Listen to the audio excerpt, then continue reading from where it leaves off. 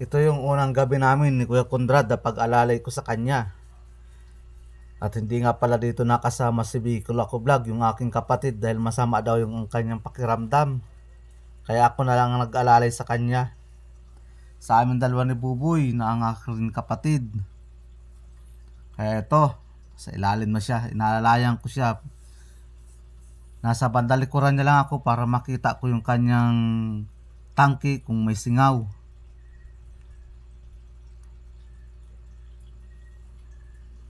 Ayun, nakalapat na siya sa bato. Taga-video lang ako sa kanya para makita ko kung baka kung makaproblema, di agad-agad masabihan ko siya. Medyo malinaw ang tubig. Isa lang yung spot niya gamit ngayon. Ano kaya ang unang-unang matatagpuan nito ni Kuya?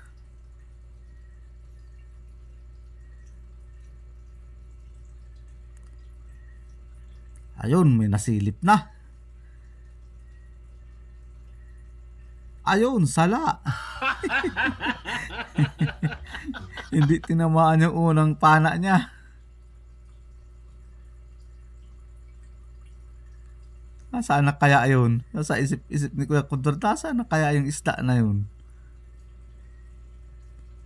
Sininyasan ako. Kaya itinuro ko sa kanya yun. Sabi ko. Ayun, nakita na. Oop. Sa pool ka. Sala. Kasa ulit siya, kasa.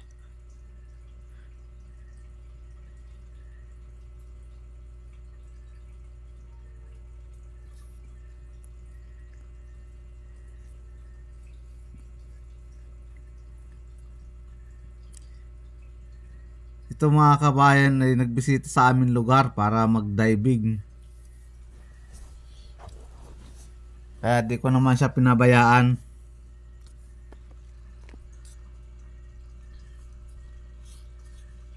Talagang tsinagaan ko siya ng pagbantayan.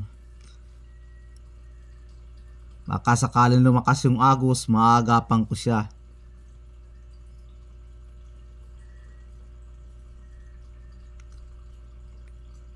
Grabe ang lakas ng spot ni Kuya. Talon-talo yung spot ko. Ayun, nagdapa na, parang sniper. Ano kaya yun? Silip niya ngayon.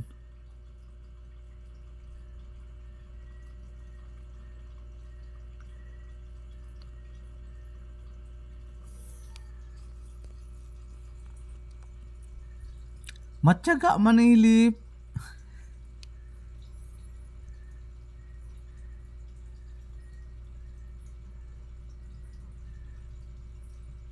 Ito ay pagsisid namin, 1 oras lang ito. At yung tangke niya 1 oras yung laman. Kaya hindi kami magtatagal.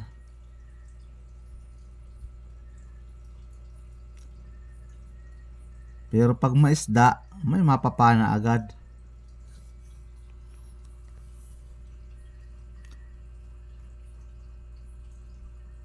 Bali, 2 gabi kami dito sa Parula. Pero hindi ako dito nagsisid sa Parula. Naglayo kami dahil bawal nga dito.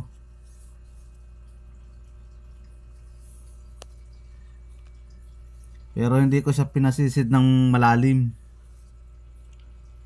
Itong sinisid namin nito, 5 lampos namin ito. Kaya kayang-kaya naman.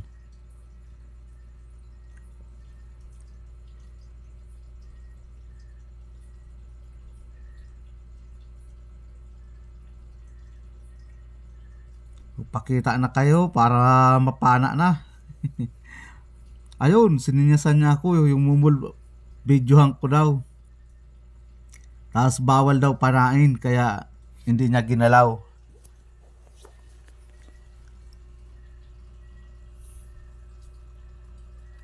Ayun, may nadaanan ako isang corals, maraming isda. Saglit lang Kuya ha. Bibidyohan ko lang muna ito. At ang daming isda, naakit ako ay. Saglit lang.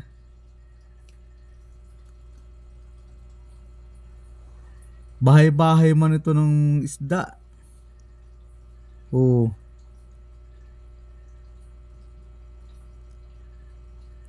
Ayun, nalasan ko na. Binalikan ko na si Kuya Conrad.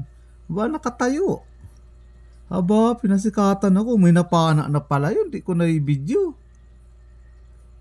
Pinasikatan ako nakatayo.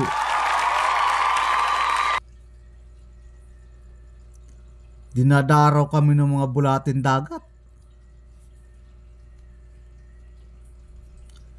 Yung nasa kabila na siya yung kapatid ko. Isa rin siya sa nag-aalalay. Pag sininyasan ko siyang emergency, agad-agad lalapit yan.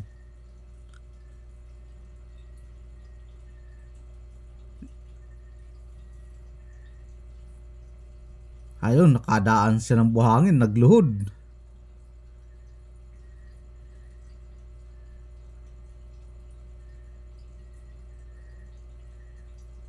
Ang ispat ko, Jesus, ang liwanag.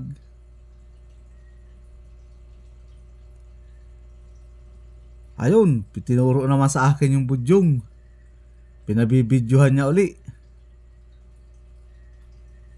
Hayaan ang budyong. Bawal itong kunin, kaya pinabibidyohan lang. Kahit kami, di kami kumukuha niyan. Ayun, nakakita ako ng isang pagi. Bibidyohan ko uli ito. Total, di naman gaanong kalayuan si Kuya Conrad. Ayun na naman yung manok ni Bicol Ako Vlog na nakawala. Nagtoktoraok na naman. Ikaw talaga, Bicol Ako Vlog. Akala ko ba naman kinatay mo na yan? Hindi pa pala. Ang ganda ng kulay sa ilalim ng pagi na ito.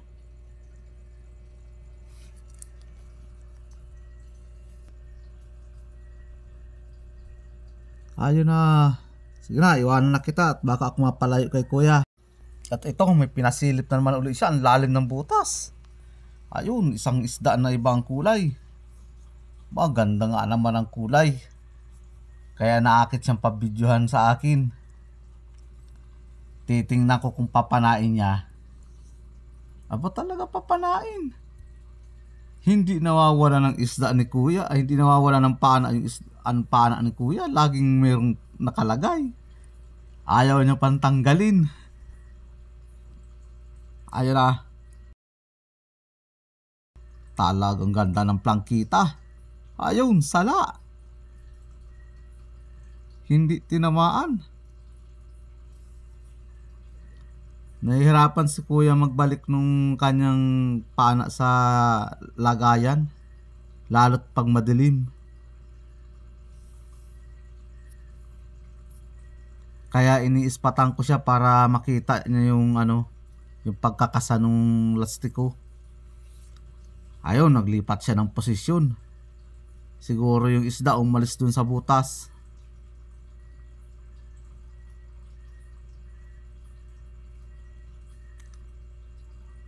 Inikutan niya doon sa bato, sa parteng buhangin. Ay, nasira daw yung niya, sininyasan ako. Nasira daw yung isa niyang guma. Kaya isa na lang yung gamit niya. Titingnan ko anong gagawin niya at isa na lang yung kanyang karga. Ayun, nagluhod. May nakita yata. Aba, talo nito ang sniper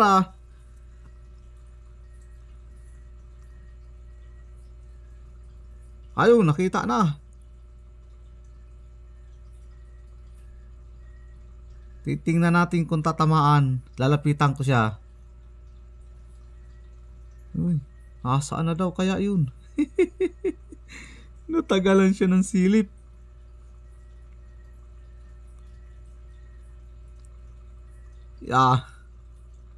Ang ganda ng pagsilip nito sa bato. Hindi maiigkas-igkas. Ano kaya yung isda sa loob? Siguro nakatago na maigi. Di kaya ako makasilip sa pinakailalim ay kaya di ko may video.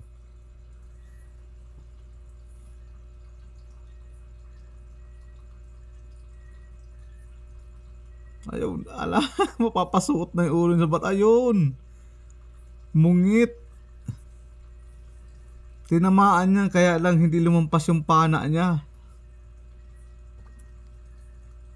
Asa na naman uli, ang tagal bago. Nasaan na kaya? Nasaan na kaya yung mungit na yun?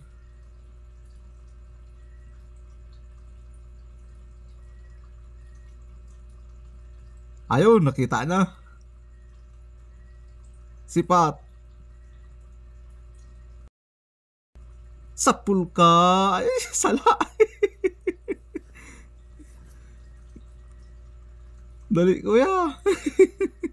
Ano ka na? Madudulagan ka na. Makakaalis yung isda na pinapana mo. Ano na ba itong mga nagdadaraw na ito? Ang dami. Nasaan na kaya?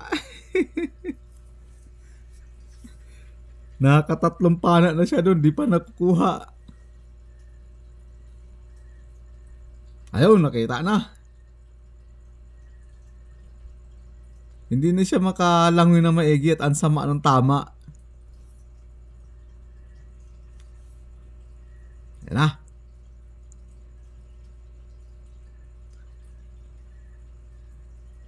Sige, sipat. Sipat, amigo. Hindi siya makalapit na basta. Ayun. Aabutan na, sipat. Sapul ka. Ayun, tinamaan din sa wakas.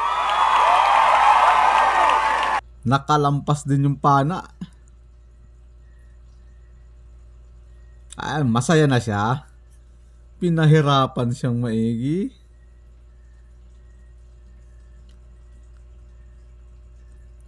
Ayun pa, may napana pang isang surahan. Sininyasan niya na ako at yung niya ay tangke ay paubos na yung oxygen. Tapos na yung isang oras. Kaya sasampa na kami.